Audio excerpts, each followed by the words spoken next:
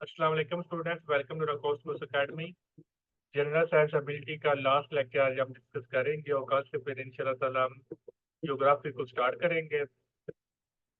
तो आज हमारा लास्ट टॉपिक हमारा शामिल है ह्यूमन आई। तो बहुत ज़्यादा इंपॉर्टेंट टॉपिक है, पेपर में बहुत दफ़ा बहुत सारे सवाल इसमें से पूछे जाती हैं, तो इसलिए आपने बहुत अच्छी तरह से इसको समझना है। ये ह्यूमन आई आपको दिखाई गई है। तो ये आप देख लें कि सबसे पहले कॉर्निया होता है, सबसे पहला पार्ट है। उसके बाद इसके नंबर 2 पे आ जाता है एक्वस ह्यूमर। यहाँ पर फ्लूइड होता है, जिसकी वजह से हमारी आंख क्या रहती है, महफूज रहती है। नंबर 3 पर इधर गया, नंबर 3 पर आयरस होता है। आयरस के अंदर एक छोटा सुराख होता है जिसको बोलते हैं प्यूपल, और प्यूपल के अंदर लेंस रखा होता है। ठीक है, ये जो पुतली आपको नजर आती है ना, तो ये पुतली आपकी आयरस होती है। उसके अंदर जो सुराख होता है, जो ओपनिंग होती है, उसको बोलते हैं प्यूपल, और उसके अंदर लेंस होता है। और जो वाइटिश मटेरियल होता है ना, आपको जो आंख में नजर आता है, वो आपका क्या होता है, वो आपका एक्वस ह्यूमर होता है। ठीक है, और सबसे पहला पार्ट आपका क्या होता है, कॉर्निया होता है। और फिर आगे नंबर 5 हो गया। नंबर 6 पर आपके आ जाते हैं सिलरी मसल्स, जिसको आंख के पट्टे बोलते हैं। तो ये कॉन्ट्रैक्ट और रिलैक्स करती हैं according to the intensity of the light. कि लाइट की इंटेंसिटी, क्योंकि जाहिर है कि इन्होंने आंख को बचाना होता है। जो लेंस होता है वो बड़ा नाजुक सा होता है, आंख हमारा बहुत नाजुक सा पार्ट है। तो अगर इसमें ढेर सारी रोशनी फेंक दी जाए, आप जानते हैं कि रोशनी के पास एनर्जी होती है। अगर ढेर सारी है ना वो रोशनी आपकी आंखों में पड़े, तो आपकी आंखों की जो रोशनी है उसको अंधा कर सकती है, उसको खत्म कर सकती है। क्योंकि रोशनी के पास बहुत ज़्यादा पावर होती है, बहुत ज़्यादा एनर्जी होती है। तो इस वजह से अल्लाह ताला ने ये निज़ाम रखा है कि अगर बहुत सारा लाइट आ जाती है तो आपकी आंखें चुंधिया जाती हैं, बंद होना शुरू हो जाती हैं। थोड़ी सी आपकी आंखें खुलती हैं, इसको आप बोलती हैं चुंधिया जाना। अगर आप थोड़े के देखें तो आपकी आंखें ऑटोमेटिकली बंद होना शुरू हो जाती हैं। अचानक आपका तेज लाइट पड़े तो आपकी आंखें वो चुंधिया जाती हैं। तो ये सिलियरी मसल्स की वजह से होता है, जो आपकी आंखों को वो कानी टू लाइट जितनी उनको जरूरत होती है ना, जितनी वो बर्दाश्त कर सकती हैं, उतनी उस वो लाइट पड़ने देती हैं। बाकी वो लाइट से आपको बचाती हैं, यानी आंख को बचाती हैं। ठीक है, उसके बाद होता है विट्रस ह्यूमर। तो ये भी फ्लूइड होता है, जो वो आंख को क्या करता है, उसको वो हिफाजत करता है। और फिर नंबर 8 पर होता है रेटिना। जिस तरह आप कैमरा अगर आप यूज करती हैं, तो कैमरे की जो रील होती है, वो बेसिकली क्या होता है, वहां पर इमेजेस बनती हैं, ऐसी है ना। इस तरह जो आंख की जो रील है उसका नाम है रेटिना। जो तस्वीर बनेगी वो रेटिना पर जाकर बनेगी। तो कैमरे से हम वो रील निकाल लेते हैं, फिर उसको धुलवाती हैं, वॉश करवाते हैं तस्वीरें, फिर हम उसको निकालती हैं। इसी तरह जो तस्वीरें बनती हैं, जो क्या आंख की जो रील है वो क्या होता है, उसका नाम है रेटिना। यहाँ पर बेसिकली ये स्क्रीन होती है हमारी आंख की, जहाँ पर तस्वीरें बनती हैं। तो यहाँ पर हमारी आप देख लें कि जो किनारों से जो मोटा सेल होता है, जो लेंस होता है, उसको क्या बोलते हैं, उसको कन्वेक्स लेंस बोलते हैं।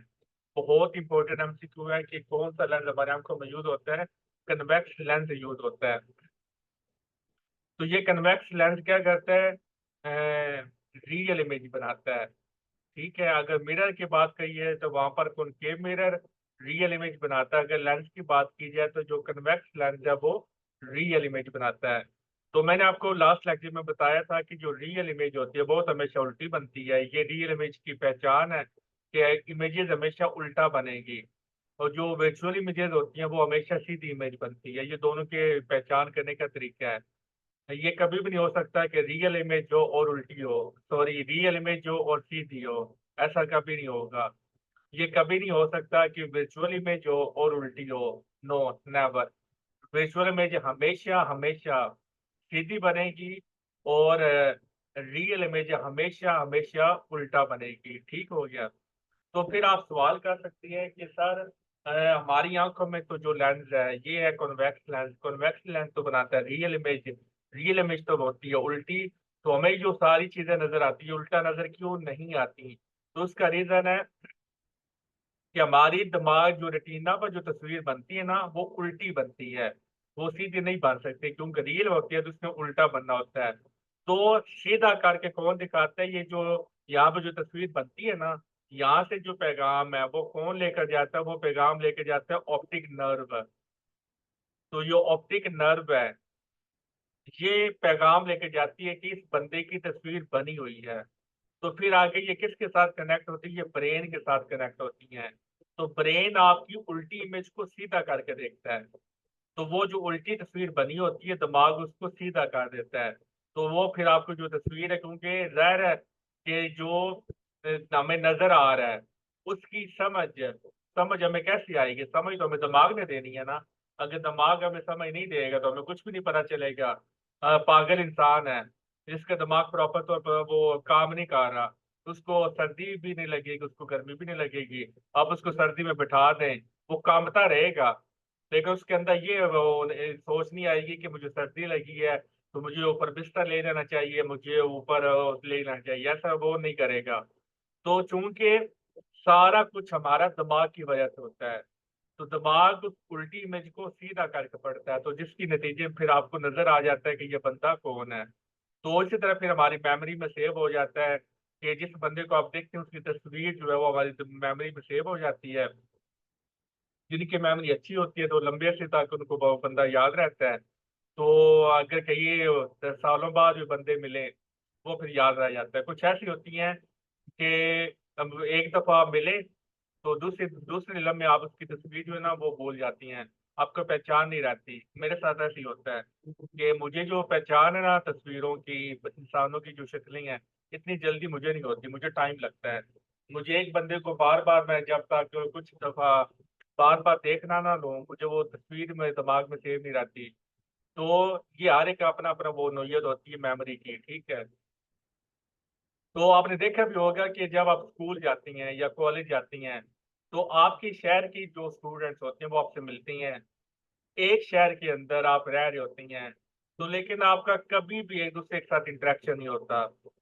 जब आप स्कूल में एक दूसरे से मिलती हैं, इंटरेक्ट करते, सलाम तो होती है, फिर आपने ऑब्जर्व किया होगा फिर वही बंदा आपको उस शहर में नजर आना शुरू हो जाता है। आपको कभी वो चलते हुए गली मोहल्ले में आपको नजर आएगा। तो इसकी रीजन क्या होती है, इसकी रीजन ये है कि वो बंदा हमारे पहले भी हमसे मिला होता है, क्योंकि जाहिर एक शहर में रहती हैं सारे। तो या तो ना कि बहुत बड़ा शहर हो फिर तो बंदा कहता है कि चलो मैं तुमसे पहले नहीं मिला, लेकिन फिर भी पॉसिबिलिटीज होती हैं कि कहीं ना कहीं बंदा आपस में मिल ही जाता है। लेकिन जो छोटे शहर होती हैं वहां पर तो आबादी कम होती है, तो सारे एक दूसरे से मिल मिलाप हो ही जाता है किसी न किसी मौके पर। लेकिन हमारे दिमाग के अंदर वो तस्वीरें सेव नहीं होती, जिसकी वजह से हमें नहीं पता होता कि मैं तुमसे पहले भी मिला हूँ या नहीं हूँ। जब उसके साथ सलाम तो हो जाती है, इंटरेक्शन हो जाता है, हमारे दिमाग में उसकी तस्वीर सेव हो जाती है, उसकी इंफॉर्मेशन सेव हो जाती है। तो फिर कहीं पर भी आप वो जाता आप उसकी एक झलक भी देख लेंगे ना, आपको फौरन पता चल जाए कि ये वो वाला बनता है। तो ये सारा कुछ दिमाग की मेमोरी की वजह से होता है। क्लियर। तो रेटिना में दो तरह के सेल्स होती हैं, ये भी पेपर में सिखवाया हुआ है, रॉड सेल्स और कोन सेल्स। यानी कि जो नाम है इनकी शेप की वजह से दिए गए हैं। रॉड सेल जो होती हैं वो रॉड की तरह की होती हैं, जो कोन सेल होती हैं वो कोन की शेप की तरह की होती हैं। ये कहाँ पे पाई जाती है, रेटिना में। अब जो रॉड सेल होती हैं ये हमें इंटेंसिटी बताती हैं, इंटेंसिटी को डिटेक्ट करती हैं कि कितनी रोशनी की शिद्दत है, कितनी रोशनी की शिद्दत नहीं है। और जो दूसरी हैं ये हमारे जो कौन सेल्स होते हैं ये हमें कलर के बारे में बताती हैं। आप तेज रोशनी में धूप में आप बैठी हैं सर्दियों में, अभी सर्दियां भी आने वाली हैं, सर्दियों में आप कड़ाके की धूप में बैठी हैं, तो फौरन आप जब कमरे में जाती हैं तो आपने देखा होगा कि आपको चीजें ब्लैक एंड व्हाइट नजर आती हैं। ऑब्जर्व कीजिएगा, जब आप तेज रोशनी से अचानक आप क्या करती हैं, आप अंदर कमरे की तरफ जाती हैं तो आपको ब्लैक एंड व्हाइट सब कुछ नजर आता है। तो वो नजर आपको किस वजह से आ रहा होता है, रोड सेल की वजह से, क्योंकि ये इंटेंसिटी को डिटेक्ट करती हैं। तो जो ब्लैक एंड व्हाइट है वो आपको उस वक्त क्यों नजर आ रहा होता है, क्योंकि हमारे जो कलर सेल्स हैं, जो कौन सेल्स हैं, वो उस वक्त काम नहीं कर पाते फौरन, क्योंकि जब आप रोशनी में बैठे थे तो आपके रोड सेल हमेशा एक्टिव रहती हैं, तो ये एक्टिव थे। तो जब आप कमरे के अंदर गए तो आप भी एक्टिव थे, तो उसमें से आपको नजर तो आ रहा है। लेकिन जो कलर्स हैं, जब आप रोशनी से अचानक अंदर अंदर कमरे की तरफ गए, तो रोड सेल ने एडजस्ट होना अपने आप को। तो एडजस्ट होने तक आपको कमरे में सारा कुछ ब्लैक एंड व्हाइट ही नजर आता है। जब ऐसा ऐसा वो काम करना शुरू करती है, फिर जाकर आपको कलर नजर आते हैं। ये ऑब्जर्व कीजिएगा इस दफा। तो सिलिकॉन मसल का मैंने आपको बता दिया कि ये लाइट की इंटेंसिटी को कंट्रोल करती हैं। लेंस क्या होता है? ये किनारों से मोटा होता है, जिसको हम बोलते हैं कॉन्वेक्स लेंस है। तो अब देखें, जो कन्वेक्स लेंस होता है ये मोटा रहा होता है। तो मोटे के पास पावर ज्यादा होती है कि कम होती है? तो आपका आंसर होगा कि मोटे के पास पावर ज्यादा होती है। तो कन्वेक्स लेंस की पावर ज्यादा होती है। तो ये पेपर में एमसीक्यू आपसे पूछा जा सकता है। तो जिसकी पावर ज्यादा होती है, उसकी फोकल लेंथ कम होती है। ठीक है, फोकस करने की जो फोकल लेंथ क्या होता है? ऑप्टिकल सेंटर और प्रिंसिपल फोकस के दरमियान जो फासला होता है ना, उसको फोकल लेंथ बोला जाता है। ऑप्टिकल सेंटर क्या होता है, ये आप प्रीवियस लेक्चर आप देख लीजिएगा, तो आपको पता चल जाएगा। तो इसका फार्मूला क्या होता है? P is equal to F/2 होता है। F का मतलब होता है फोकल लेंथ। तो ये दोनों के दरमियान रिलेशनशिप है। नहीं, इसका फार्मूला ये नहीं होता। तो दोनों का एक दूसरे के साथ इनवर्स इनवर्स रिलेशनशिप है। ये वाला फार्मूला है। P is equal to 1/F। तो पावर ज्यादा तो फोकल लेंथ कम होगी। ठीक है, ये सारी इंफॉर्मेशन मैं आपको बता दी। बहुत बहुत इंपॉर्टेंट ये एमसीक्यूज हैं जो मैंने आपको बताए हैं। और जो पतला सेल होता है, पतले के पास पावर कम होती है, क्योंकि वो पतला होता है। तो जिसकी पावर कम, उसकी फोकल लेंथ ज्यादा होती है। तो ये चीज आपने याद रखनी है।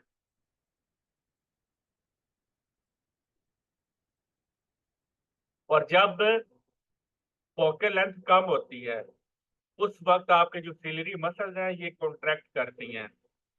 नेक्स्ट एमसीक्यू, जब फोकल लेंथ कम होगी तो आपके सिलरी मसल्स कॉन्ट्रैक्ट करेंगे।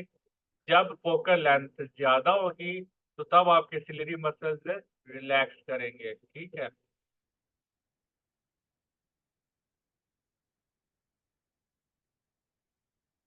The human eye is a sense organ which helps us to see the colorful world around us.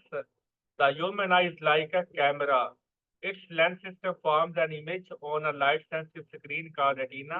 तो मैं सारी बातें आपको बता चुका हूँ, लेकिन फिर भी हम इसको पढ़ लेती हैं।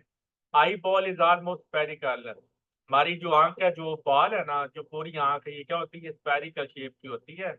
और इसकी जो शेप है ये फिक्स होती है, चेंज नहीं होती। ठीक है। डायामीटर इसका कितना होता है? 2.3 सेंटीमीटर होता है। Light enters the I through the transparent membrane called cornea. Behind the cornea is the muscular diaphragm called iris, which has a जो पुतली होती है, विच हैज एन ओपनिंग, जिसके अंदर सुराख होता है, उस सुराख का नाम है प्यूपल। तो प्यूपल के अंदर लेंस पड़ा होता है। अब अगर आपने किसी की आंख देखी हुई ना, तो आप ध्यान से आप किसी की आंख देखें तो आपको ये तीनों हिस्से नजर आएंगे। व्हाइटिश इंटीरियर के अंदर जो बॉल नजर आती है ना ऐसे, तो ये आपकी होती है कॉर्निया होता है। उसके अंदर ये आपका सुराख होता है। तो इसको आप आइरिस बोलते हैं। उसको अंदर जाके आपका लेंस होता है। इस तरह से बनी होती है। तो आप जरा ध्यान कीजिएगा। जो आप आंखों का कलर चेंज करते हैं, तो यहाँ पर कलर बेसिकली चेंज होता है। ठीक है। Behind the pupal control the amount of light. ये पेपर में हम सिखवा सकते हैं। प्यूपल क्या करता है? अमाउंट ऑफ लाइट को कंट्रोल करता है कि ज्यादा लाइट हमारे आंखों में दाखिल ना हो सके। The eye lens helps to focus the image of object on the retina. Next MCQ, lens का काम क्या होता है?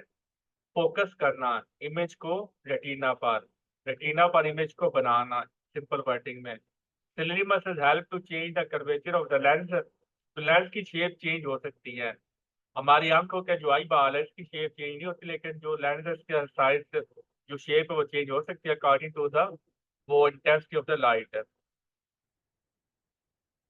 The eyes lens form a real inverted image of the object on the retina. The light sensitive cells in the retina then produce electrical signal which are carried by the optic nerve called to the brain. The brain possesses process the information and sends a message to the eye, and then we see the object. तो इसका मतलब है अगर दिमाग का ये जो portion है जो सारी इंफॉर्मेशन को प्रोसेस कर रहा है, अगर अल्लाह ना करे इसको कोई चोट लग जाती है तो फिर अब ये वो प्रोसेस करने के काबिल ही नहीं होगा कि कौन सी जो सिग्नल क्या आया है। तो जब ये सिग्नल को प्रोसेस नहीं करेगा, आपकी आंख ठीक होने के बावजूद आप चीजों को देख नहीं पाएंगे। मजे की बात है ना, क्योंकि जब आपकी दिमाग आपका वो हिस्सा काम ही नहीं कर रहा तो फिर आपको चीजें भी नजर नहीं आएंगी, क्योंकि जो चीजें नजर आती हैं जो हमें समझ आती है वो हमारे दिमाग की वजह से होता है। दिमाग हमें बताता है ये चीज तुम देख रहे हो, ठीक है। ये भी पेपर में हमसे गवाया होगा है कि जो नियर पॉइंट कम से कम जो फासला तक जो चीज है ना वो 25 सेंटीमीटर है। 25 सेंटीमीटर से अगर कम है वो फासला हो ना, फिर आप चीजों को नहीं देख सकते। आपने देखा होगा जब आप सजदे में जाती हैं तो तब जमीन और आपकी आंख के दरमियान जो फासला वो 25 सेंटीमीटर से कम हो जाता है। तो इस वजह से फिर उस वक्त आप देख लें कि आपको चीजों को क्लैरिटी के साथ आप देख नहीं पाते। और ज्यादा से ज्यादा दूर कितना आप देख सकते हैं इनफाइनाइट, उस पॉइंट को बोलते हैं फार पॉइंट। फार पॉइंट वो पॉइंट है जो आपसे जितनी कितनी दूर आप देख सकती हैं। नियर पॉइंट है कि कितना कम से कम और डिस्टेंस आप देख सकती हैं। The ability of the eye lens to see the both near and distant object by adjusting the its focal length is called the power of accommodation of the eye।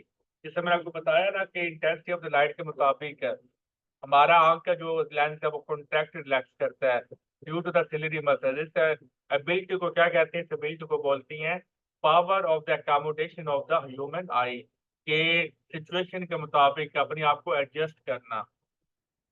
अगर ऑब्जेक्ट दूर खड़ा है उसके मुताबिक अपने आप को एडजस्ट करना, अगर ऑब्जेक्ट पास खड़ा है तो उसके मुताबिक अपने आप का एडजस्ट करना। जब आप कैमरा बनाती है ना, तस्वीर लेती हैं, अगर आपको एक्सपीरियंस किया हो तो वो ना इस तरह बॉक्स बना होता है, तो उस बॉक्स के अंदर आपने वो बंदे को लाना होता है। तो फिर आप कैमरे के ना वो नॉब घुमाते हैं वो फोकस करने के लिए, एडजस्ट करने के लिए। और बेसिकली आप भी क्या कर रहे होते हो? आप एकोमोडेशन कर रहे होती हैं कि वो जो लेंस है उसकी फोकल लेंथ को उसके मुताबिक जो जितना साइज होता है ना बंदे का डिस्टेंस होता है उसके मुताबिक आप एडजस्ट कर रहे होते हैं नॉब घुमा कर। वो जो नॉब का जो काम है वो हमारा कहाँ पर होता है? वो हमारे सीलिंग मसल्स कर देती हैं वो अल्लाह की तरफ से, ठीक है। तो वो फोकस एडजस्ट करते हैं कि किस तरह डिस्टेंस के हिसाब से लेंस ने काम करना है। The eye lens is composed of fibrous jelly-like material. Its curvature can be changed by some extent to the ciliary muscles. The change in the curvature of the eye lens can change its focal length। ज़ाहिर है कि जब lens का जो curvature है वो change होगा तो फोकल लेंथ भी चेंज हो जाएगी। When the muscles are relaxed, the lens becomes thin।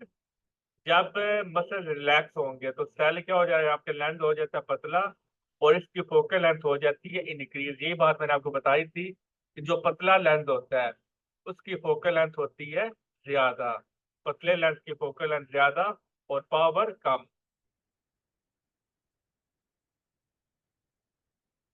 And when the muscles are contract the lens become thick and its focal length decreases. तो नियर पॉइंट क्या होता है? The minimum distance at which the eye can see the object clearly. नजर 25 centimetre के distance 20 centimetre हो जाए फिर आपको धुंधला नजर आना शुरू हो जाएगा। 24 हो जाए धुंधला नजर आएगा। तो इसको आप least distance of distant vision भी बोल सकती हैं। लीस्ट डिस्टेंस कम से कम फासला ऑफ डिस्टिंक्ट विजन, क्लियर नजर आने का सबसे कम फासला कितना होता है? 25 सेंटीमीटर। इसको आप नियर पॉइंट भी बोल सकती हैं या least distance of the distinct vision, clear नजर आने का कम से कम फासला, ठीक।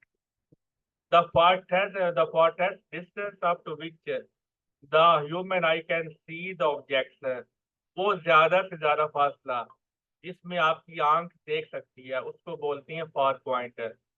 इट इज बिटवीन द 20 या 25 सेंटीमीटर से स्टार्ट होता है और इन्फिनिटी तक जाता है। यही वजह आपको आसमान नजर आता है, क्योंकि जो आसमान है ये इनफाइनाइट डिस्टेंस पर है ना, क्योंकि आपको नहीं पता कि आसमान कितने खरब मील हमसे दूर है, कितने लाख किलोमीटर, कितने करोड़ किलोमीटर हमसे दूर है। आप नहीं बता सकते क्योंकि आसमान तक हम नहीं जा सकते। पहला आसमान, ये हमें बेसिकली जो नीचे वाला जो आसमान है वही नजर आता है ना, सातवां आसमान। तो बादलों में तो हम जा सकते हैं, लेकिन जो आसमान है जो नीला हमें नजर आता है, आसमान में तो आप नहीं ना जा सकते। तो लेकिन फिर भी हमें नजर आ रहा है, तो इसका मतलब है कि हम इंफिनिटी तक देख सकते हैं चीजों को। अब आप ये बोलेंगे कि सर वो जब बंदा हमसे दूर जाता है तो क्यों फिर बंदा हमें नजर ही नहीं आता। तो बेसिकली उसकी रीजन ये होती है कि रोशनी का पहुंचना आपके लिए जरूरी होता है ना। जो उस बंदे से जो लाइट आ रही है वो आपकी आंख तक पहुंचे। जब वो आपकी आंख तक पहुंचेगी प्रॉपरली फिर जाकर वो आपको बंदा नजर आता है। अगर वो आपको लाइट आपकी सही वो प्रॉपर पहुंच ही नहीं रही, वो फिर आपको नजर भी तो नहीं ना आएगा। आसमान से जो लाइट आ रही है वो आपको प्रॉपर आपके आंखों तक पहुंच जाती है, इसलिए आसमान जिसका फासला अभी तक साइंटिस्ट को मालूम ही नहीं है, यहाँ तक इंसान की रसाई है ही नहीं है। इंसान तो बड़ी मुश्किल से चांद तक पहुंचा है। तो उस आसमान तक जिसका फासला इंसानों को नहीं पता, वो आसमान हम इस वजह से देख पाते हैं क्योंकि वहां से जो रोशनी आती है वो हमारी आंखों में प्रॉपरली चली जाती है। तो लेकिन जो डेली लाइफ में हमारे जो इंसान होती हैं वो बहुत बहुत दूर चले जाए तो हमें नजर इसलिए नहीं आते क्योंकि उनसे आने में जो रोशनी होती है, क्योंकि उसका साइज छोटा होता है ना इंसान का। जब उसका साइज छोटा है तो फिर जाहिर है कि वहां से जो आने वाली रोशनी है वो प्रॉपर हमारी ये आंखों तक जाएगी नहीं। जब आंखों तक जाएगी नहीं तो वो फिर चीज हमें नजर नहीं आएगी। ठीक हो गया। तो यहाँ पे लेक्चर को एंड करते हैं, टाइम भी खत्म होने वाला है। कल फिर हम यहाँ से स्टार्ट करेंगे defect of vision and their correction, कि हमारी आंखों में क्या क्या डिफेक्ट होती हैं और हम उनको किस तरह ठीक कर सकती हैं। क्लियर। नजमा कोई सवाल है तो पूछ लें, तो मैं मीटिंग एंड कर दूँ।